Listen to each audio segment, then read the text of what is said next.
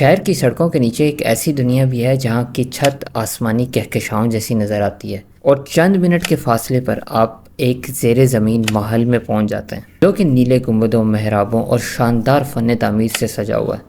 اور یہ کوئی میوزیم نہیں ہے، یہ تاشند کے میٹرو اسٹیشنز ہیں۔ اچھی بات یہ ہے کہ یہاں کے میٹرو کے اوپر آپ کارڈ یوز کر سکتے ہو۔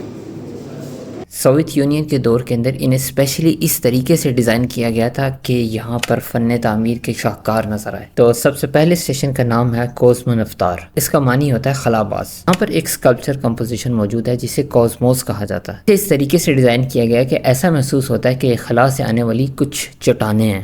ان کی اسٹیشن کی ایک بات مجھے بہت اچھی لگی کہ یہاں پہ ویل چیئر کی ایکسیس انہوں نے دی ہوتی ہے، اس کے اوپر ویل چیئر رکھتے ہیں اور یہ آپ کو یوں نیچے لے جاتی ہے۔ اگر ہم اسٹیشن کو باہر سے دیکھیں تو ایک نارمل میٹرو اسٹیشن کی طرح نظر آتا ہے، لیکن جب ہم اندر داخل ہوتے ہیں تو آپ کو دیواروں پر بلو کلر کا انٹیریئر نظر آنا شروع ہوتا ہے۔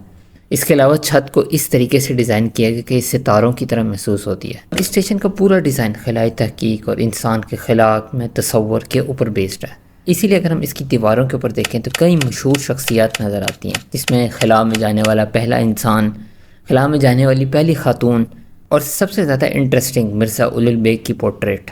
یہ کوئی خلا باز نہیں تھے بلکہ صدیوں پہلے گزرے ہوئے ایک ماہر فلکیات، ریاضی دان اور حکمران تھے۔ ان کی آبزرویٹری آج بھی سمرقند کے اندر ہے۔ شروع میں یہاں پہ پکچر لینا بھی منع تھا کیونکہ یہ صرف اسٹیشن نہیں تھا، یہ ایک بم شیلٹرز کے لیے بھی یوز ہوتا تھا کیونکہ کافی نیچے آ کے ہے، اور یہ پابندی 2018 کے اندر ختم ہوئی۔ اب ہماری اگلی منزل ہمیں بالکل دوسری دنیا میں لے جانے والی ہے۔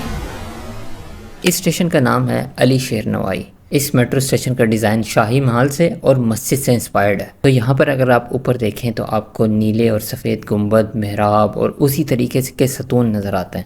وہاں کی دیواروں کے اوپر کچھ اس طرح کے آرٹ بنے ہوئے ہیں۔ اگر ہم 1980s کی بات کریں تو اس وقت زیر زمین اس طرح کے گنبد بنانا آسان کام نہیں تھا۔ تو جو چیز آج کے دور کے اندر ہمیں انتہائی آسان اور قدرتی نظر آتی ہے، اس کے پیچھے بہت سارے تجربے، تحقیق اور انجینئرنگ موجود ہوتی ہے۔ اگر ہم اسٹیشن کی دیواروں کے اوپر دیکھیں تو گیزن ماربل کا استعمال کیا گیا ہے۔ اوپر آپ کو گنبد نظر آتے ہیں، سامنے محراب، ستون اور نیچے آپ کو پیٹرنز نظر آتے ہیں۔ خاص طور پر 8 کونوں والے ستاروں جیسا ڈیزائن آپ کو نظر آئے گا۔ آرکیٹیکٹ نے یہ چیز ان کے قومی قالین سے انسپائرڈ ہو کے بنائی تھی۔ دنیا میں بہت کم میٹرو اسٹیشنز ایسے ہوتے ہیں جن کے ڈیزائن اور آرکیٹیکٹ کے اوپر اتنی اٹینشن ٹو ڈیٹیل دی گئی ہوتی ہے۔ اسی لیے بعض دوست اسے کہتے ہیں کہ یہ زیر زمین ایک آرٹ گیلری ہے۔